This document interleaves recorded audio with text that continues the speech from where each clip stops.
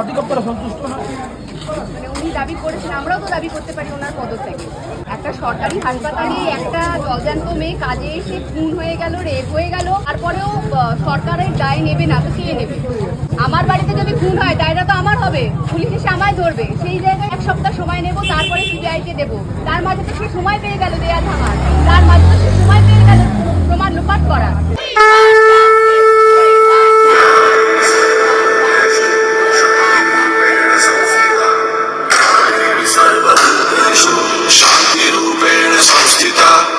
आज से अब से आन मेरी मैं तुमको ना छूने दूंगी, जान को चाहे चलनी कर दो मान को ना छूने दूंगी।